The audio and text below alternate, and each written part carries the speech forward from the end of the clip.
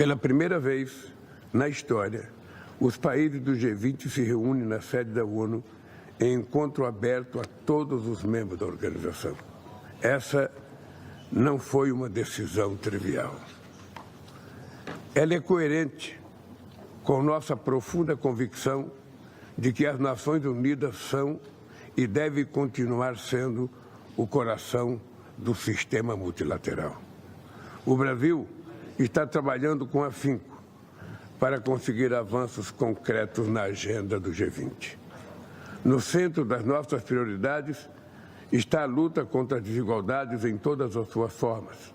Essa preocupação permeia os 3 eixos que guiam nossa presidência. O primeiro é a inclusão social.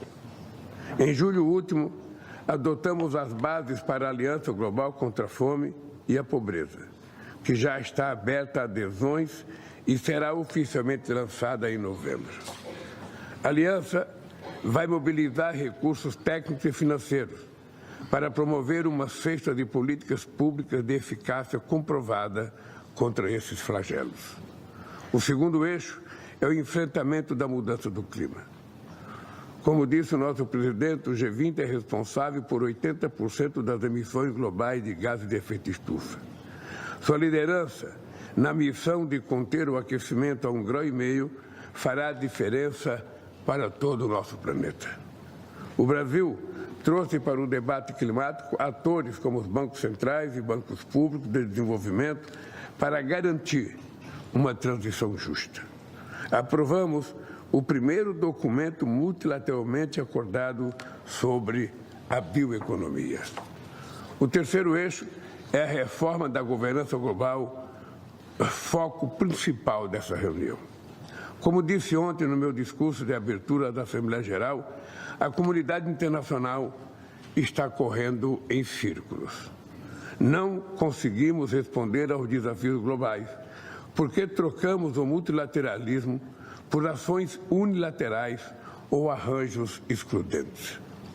Não trabalhamos juntos porque as instituições multilaterais estão desacreditadas.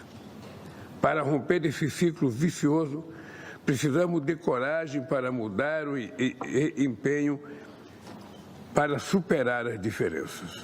Nossa capacidade de resposta é prejudicada, em particular, pela falta de representatividade que afeta as organizações internacionais. Se os países ricos querem o apoio do mundo em desenvolvimento para o enfrentamento das múltiplas crises do nosso tempo, o Sul Global precisa estar plenamente representado nos principais fóruns de decisão. Isso requer ao menos 3 eixos de atuação que estão refletidos na chamada ação endossada pelo G20 e que os chanceleres discutirão nesta manhã. O primeiro é eliminar o caráter fortemente regressivo da arquitetura financeira internacional. Países em desenvolvimento enfrentam custos e dificuldades desproporcionais na obtenção de financiamento em comparação com os países ricos. As taxas de juros impostas a países do Sul Global são muito mais altas do que as aplicadas às nações desenvolvidas. O endividamento, que afeta severamente alguns países em desenvolvimento, estrangula o investimento em infraestrutura, bem-estar e sustentabilidade. Em 2022, a diferença entre o valor que o mundo em desenvolvimento pagou a credores externos e o que recebeu foi de 49 bilhões de dólares. Há mais dinheiro saindo do que dinheiro entrando. A taxação de super ricos é uma forma de combater a desigualdade e direcionar recursos à prioridade de desenvolvimento e ação climática. A ONU e seu secretário-geral devem voltar a ocupar posição central no debate sobre questões econômicas e financeiras de relevo global. Quando o FMI e o Banco Mundial foram criados, suas juntas executivas tinham 12 assentos para um universo de 44 países. Atualmente, são 25 assentos para mais de 190 países. Se mantida a proporção original, estas juntas deveriam ter hoje pelo menos 52 cadeiras.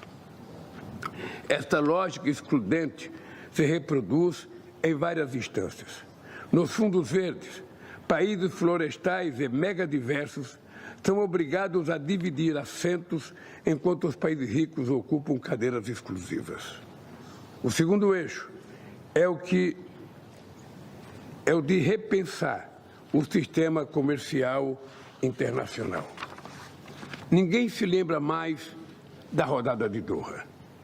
Hoje a OMC encontra-se paralisada devido a interesses geopolíticos e econômicos. Reverter o novo impulso ao protecionismo, que prejudica desproporcionalmente os países em desenvolvimento, é essencial para garantir um comércio mais equitativo. Estas mudanças terão impacto limitado sem reformas efetivas. O terceiro é o de promover uma ampla reforma na ONU. No momento de sua fundação, em 1945, os países membros optaram pela colaboração ao invés da fragmentação. Isso demandou enorme vontade política e muita sabedoria. Hoje, nos deparamos com uma escolha semelhante. 51 países fundaram a ONU. Atualmente, somos 193 membros. O Brasil mantém firme sua posição histórica. A ONU deve estar sempre no centro da governança global. A organização passa por uma crise de confiança que precisa ser restabelecida. O Pacto para o Futuro representa um passo importante nessa direção, mas não podemos nos furtar de transformações estruturais. A Assembleia Geral é a instância mais democrática da ONU. Nela, cada Estado, independentemente do tamanho da sua população e economia, tem sua voz assegurada. Precisamos fortalecer também outros órgãos, como o Conselho Econômico Social. A ECOSOC deve ocupar a dianteira da promoção do desenvolvimento sustentável.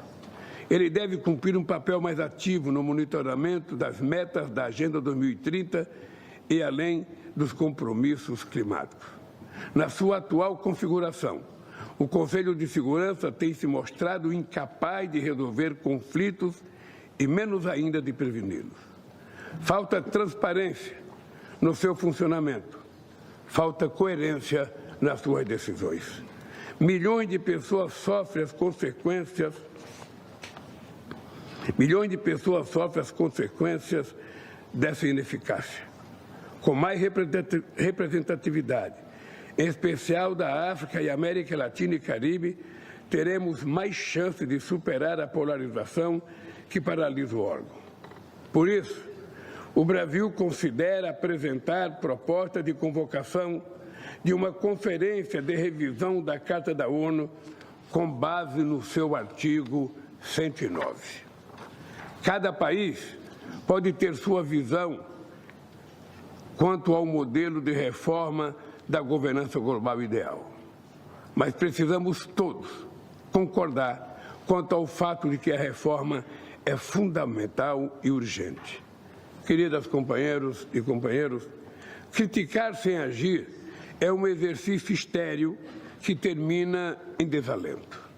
Mas admitir que há fissuras a serem reparadas é o primeiro passo para construir algo melhor. Cada dia que passamos com uma estrutura internacional arcaica e excludente é um dia perdido para solucionar as graves crises que assolam a humanidade. Tenho certeza de que todos aqui estão comprometidos com o futuro das Nações Unidas e trabalharão com dedicação em prol de um mundo justo e de um planeta sustentável, como diz o lema da nossa presidência do G20. Podem contar com o Brasil para promover um multilateralismo renovado e revigorado. Desejo a todos vocês uma boa reunião. Muito obrigado.